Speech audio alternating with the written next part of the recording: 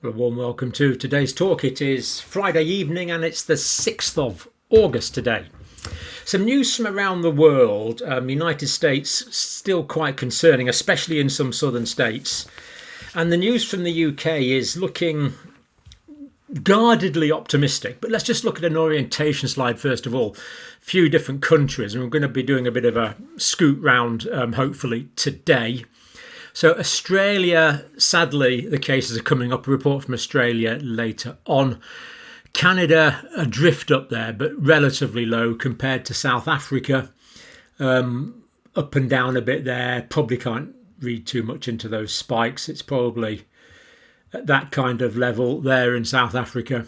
Lower, but still maintaining at a fairly high level. Ireland, United States, France had a big increase recently, so cases are going up in France, but good to see the UK and also Spain starting to go down quite nicely now. So just a bit of orientation there. Now let's go straight on to the United States now. So here we have the daily cases in the States, and of course we see there's a sharp upward trend. And if we look at the deaths in the United States, which I think I got wrong yesterday, so we'll check it today. So daily deaths in the United States. Also, we can see that the last couple of days there's been quite an upward trend there as well.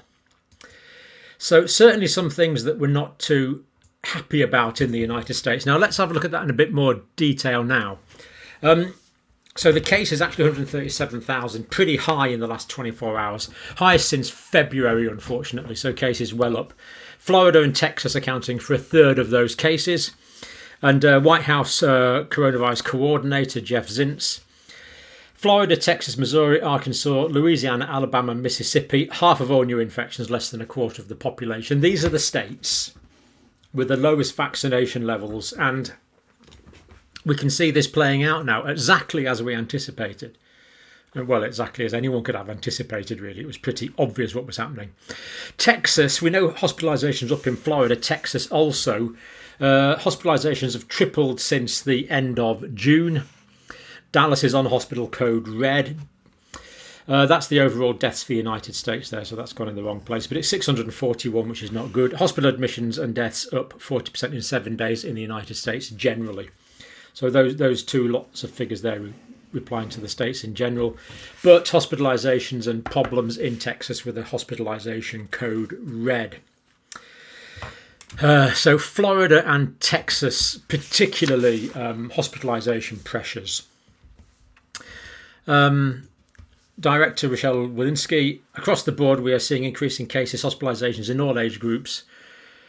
Millions of unvaccinated children are returning to school now, so it really is quite inevitable that cases are going to go on rising, I'm afraid, here.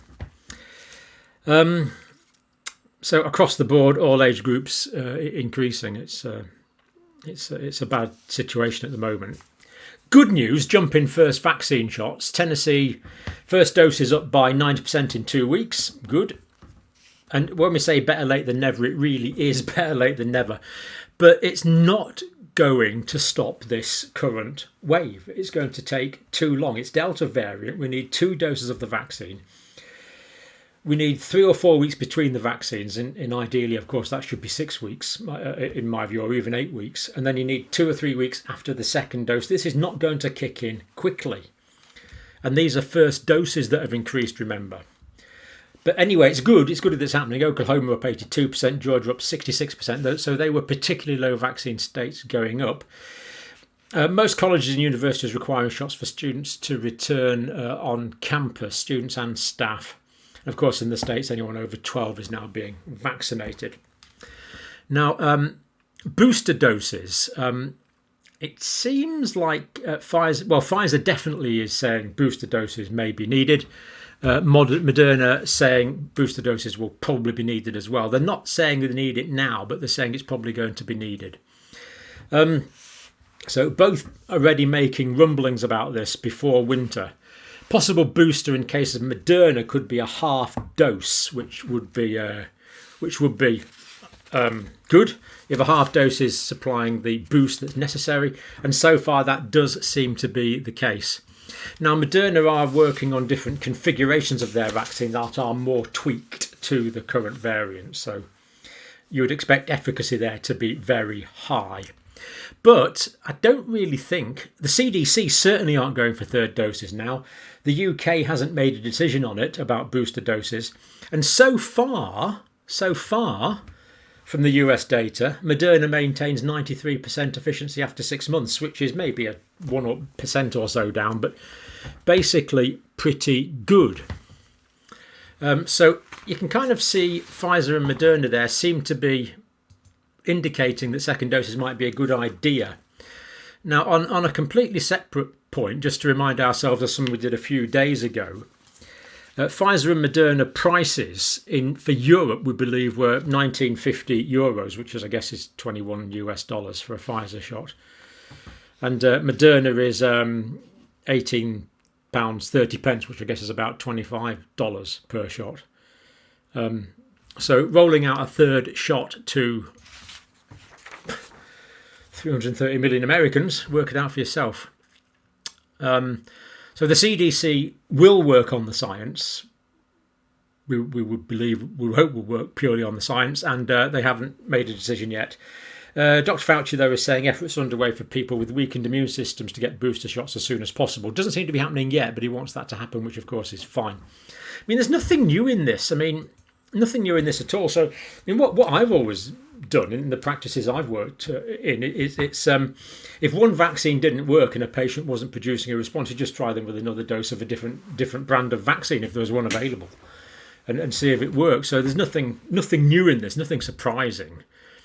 And really, people with immune system compromise, we should be trying to get these people covered because they are at risk. Chile, Germany, France, Israel are already carrying out boosters for certain parts of the population. Now, Novavax, we've looked at this quite a few times over the past year now. Protein-based vaccine with an adjunct. Phase 3 clinical trial data was excellent, and it's been very frustrating that nothing's happened on it yet. Now, apparently what's happened, it's not the efficacy of the vaccine.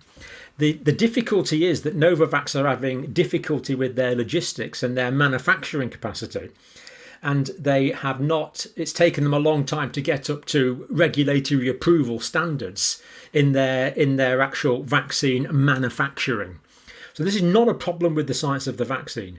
The delay is in the logistics of the manufacturing of the vaccine, which can happen. It's a complicated process. But anyway, filed for emergency authorization in the US yesterday, I believe.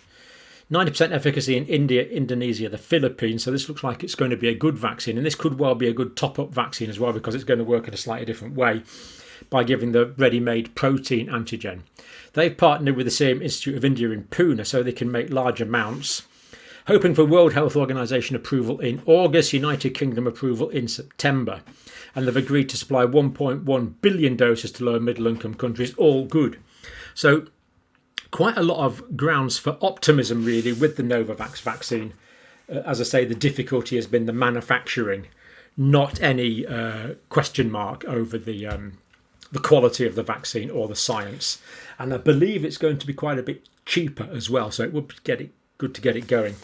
Now, it doesn't seem a year, but I remember last year we followed the Sturgis motorbike rally quite carefully, and it's starting again today, I think. 700,000 people expected, and of course they come from all over the country. They mix in Sturgis in South Dakota, and then they go back to other parts of the country, and you don't need me to comment on whether that's a good idea or not. Now, moving on to the UK. Now, cases have been a bit higher last couple of days. 31,000 there. 31,808 confirmed cases. So we do see a bit of an upward blip there towards if we look on that one. Yeah, I think we can see a bit of an upward blip there. Now, what really matters, of course, is how healthcare provision is working. And we do see that admissions to hospital are roughly, they're in the 700s. They've been in the 700s this is the third day they've been in the 700s now. A total of 5,631 people in hospital.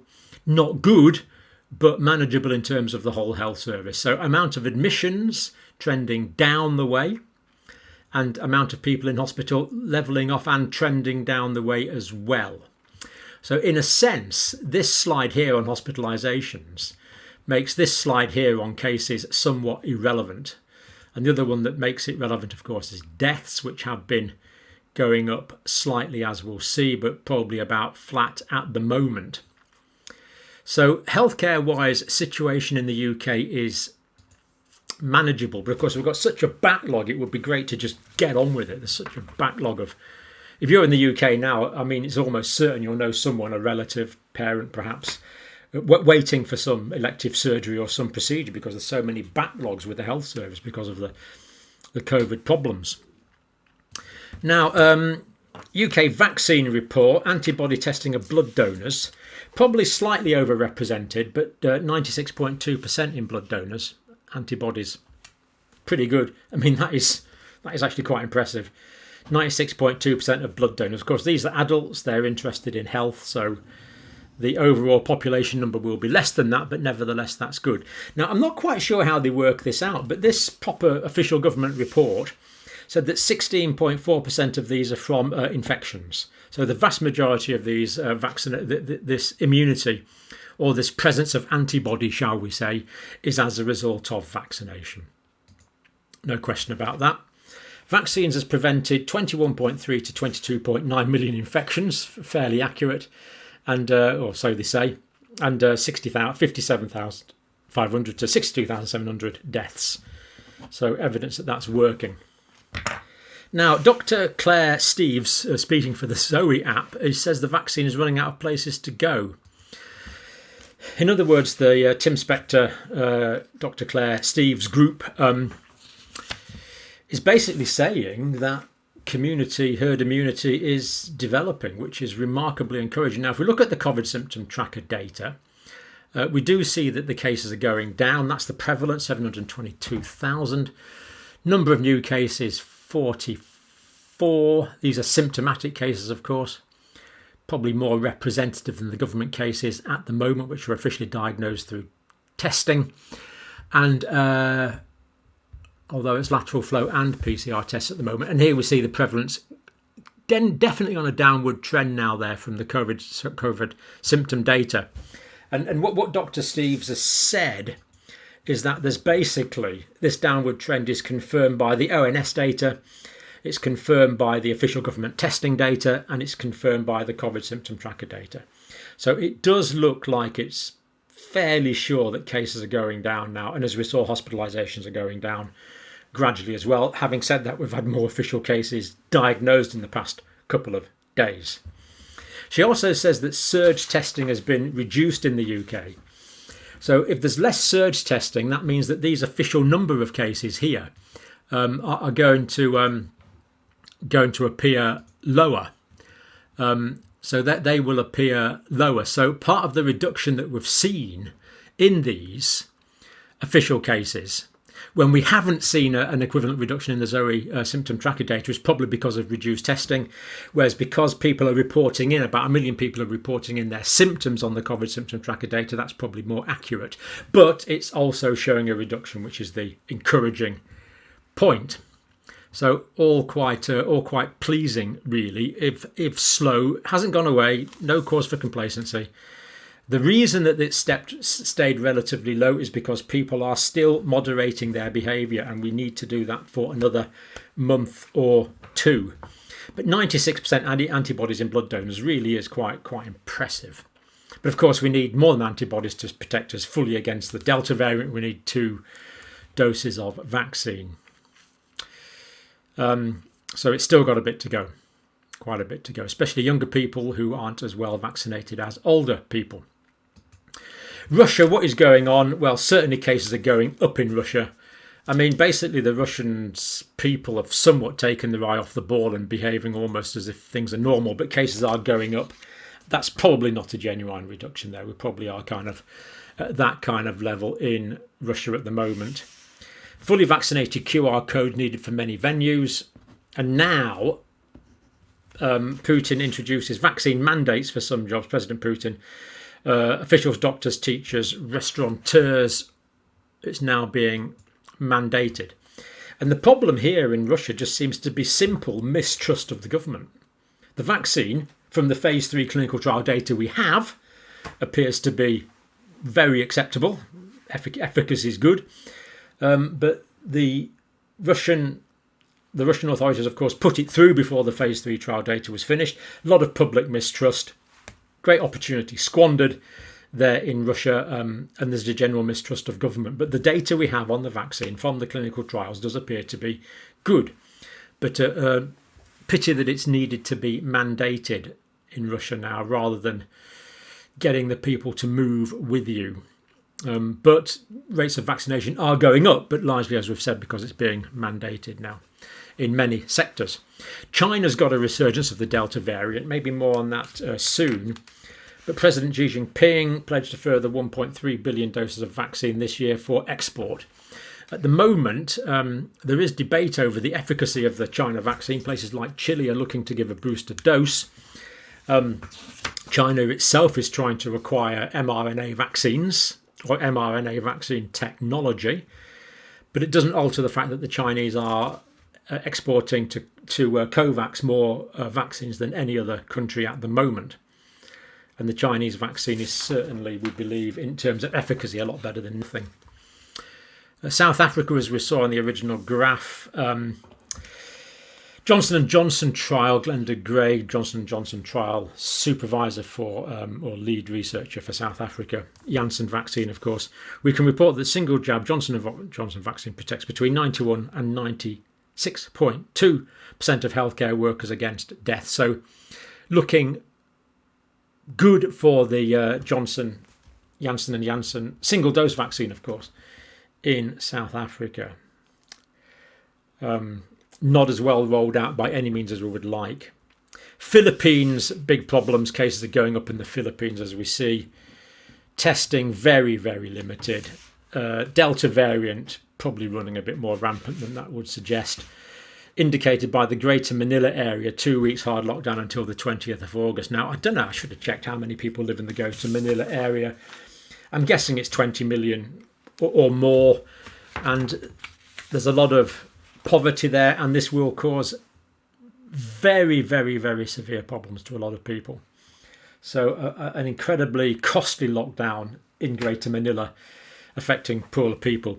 Indonesia, likewise, cases are definitely on the increase in Indonesia. Again, relatively, well, very poor testing really. And from what we hear from Indonesia, there is in fact still an increase in cases. Now, Australia, Victoria's in its sixth lockdown, 25 million currently locked down in Australia. Sydney, New South Wales cases, another 291 on Friday. Now, we're going to get a report from Nigel in a minute on Australia. And Nigel's gone a bit high-tech. He's using computers and things now, so looking forward to that, Nigel. But before we do that, Kathy has written from Australia. Dear Kathy, thank you for contacting the Department of Health. So she wrote to the Department of Health. The current advice in the Australian Immunisation Handbook for intramuscular injections of any vaccine outlines that it is not necessary to draw back on the syringe plunger before injecting the vaccine. So there we go. This is the letter from the Australian Department of Health. It is not necessary to draw back on the syringe plunger before injecting the vaccine. I beg to differ, but there you go. That's what they are saying. However, if you have done this, well, why would you do it if it's not part of the policy?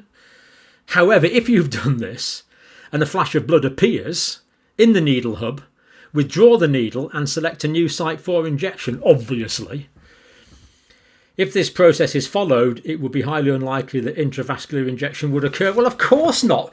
But this is the whole point. What are international bodies getting here? You stick the needle in, you inject it. You don't know whether you're in a vein or not unless you draw back, unless you aspirate. Why don't these people get it? I mean, let me just show you that. I mean, this is a direct cut and paste from this letter. What are they not getting here? Dear me. I think I made my point. It's just for someone who's been doing this for 40 years, it's just mind-blowing. There's no current data available on the link between intravascular injection and a COVID-19 vaccine and plasma clotting or thrombocytopenia. Well, of course there's not, because we don't know how many intravascular injections are inadvertently being given because we're not aspirating. Of course we don't know that. The preprint article you referred to does not demonstrate the specific immune response that has been found in most TSS cases to date. Well, we could argue about that. The Therapeutic Goods Administration is aware of this paper and is continuing to monitor and assess emerging evidence about thrombosis and thrombocytopenia as it arises. Let me tell you what they said they're doing here. Well, they're monitoring the situation. Less than impressed, I'm afraid, Australian authorities. What harm would it do to draw back before you squirt it in? I really don't get it. ATAGI is closely monitoring local and international data on TSS and the use of COVID-19 vaccine, AstraZeneca, and probably the other adenovirus vector vaccines as well. And of course, all of the vaccines, we don't want to be given the Pfizer or Moderna intravascularly, because we know that 1 in 16,666 people can get cardiac inflammation after it, as we looked at a few days ago. I mean, we just looked at that a few days ago. It's there. To what degree is intravascular injection a problem here? Well, we simply don't know, because we don't know how many intravascular injections are inadvertently being given. And that was the Pfizer, Moderna, and the risk of heart inflammation that we looked at a few days ago. Get rid of potentially dangerous variables. What's hard about this? Anyway, what does it say? Currently, ATAGI is meeting weekly to consider emergency evidence, and recommendations may be updated as required.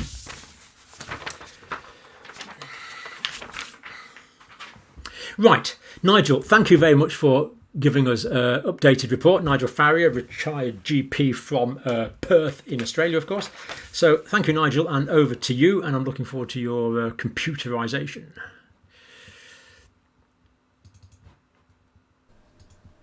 So, hello John, and congratulations on the gold plaque from YouTube. Well done, I think you deserve it.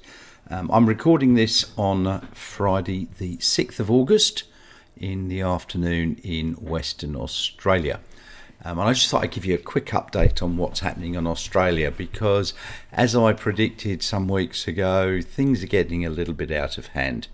So I'll just have a look at the website, which is COVID Live.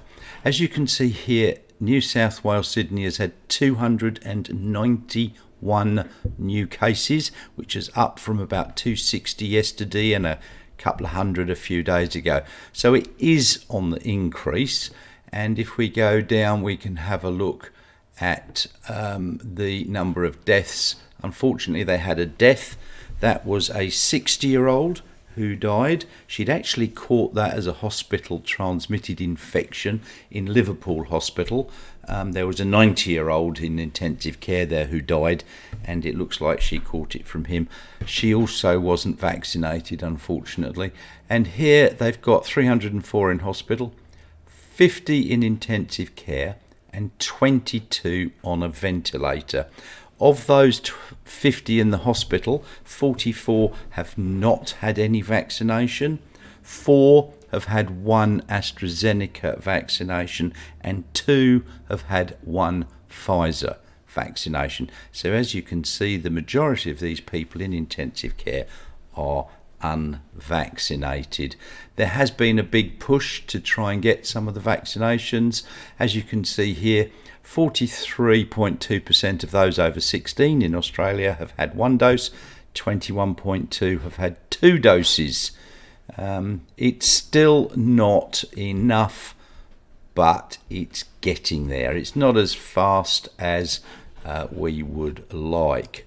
So, as you've probably heard, our Prime Minister has said there's going to be 4 phases to get out of this pandemic. We're in phase 1 now. Phase 2 will start sometime He's not put a specifics on it, but he has said at about 70% level of vaccinations, phase 3 at 80%, and phase 4, no details have been made available on that yet. So we really do need to lift up our vaccination rates. Now, along with that, we've actually got at least one federal politician that is currently spreading misinformation, and he's been out on Twitter tweeting, basically saying stop the lockdowns, they're unnecessary, COVID's fine. He's not medically qualified, and there's been a lot of tweets back saying, I'm going to take advice from a medical person, you really should stop spreading misinformation. So it's a bit unfortunate that that he's doing that, but I'm sure he'll be told to shut up soon. The other thing, that's New South Wales. If you take a look at the other states, Queensland had 10. They're in a bit of a lockdown. Victoria's had 6 new cases. That's Melbourne. They've now gone into a snap 7-day lockdown.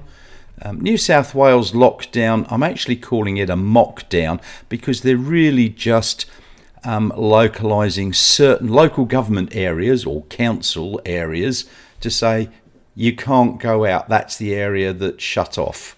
But it's not working. There's protest going on in Victoria over the lockdown, so people are out and about not wearing a mask. Tasmania's got 1 new case, which is a bit unusual. Here in WA, although we've had no new cases, we do have a few because we get a lot of cargo ships and container ships coming in from Indonesia, which makes life a bit hard because Indonesia's pretty rife. So they're coming in, and when they've got a crew of 20 and you've got 10 or 12 of them infected, it means the ship can't go anywhere because they're sick. So that one that we've got in intensive care is off one of the cargo ships, and there's another one in hospital as well. It's just an unfortunate thing that we're having to cope with. So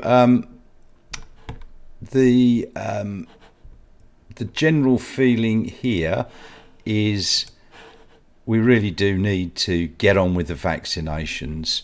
It's not really going brilliantly, and we do need to up it a bit. So here's hoping that the Delta strain will be got under control, but we really do need to get our vaccination rate up and done. Anyway, that's all from me. Thanks very much, John. Hope you found this helpful.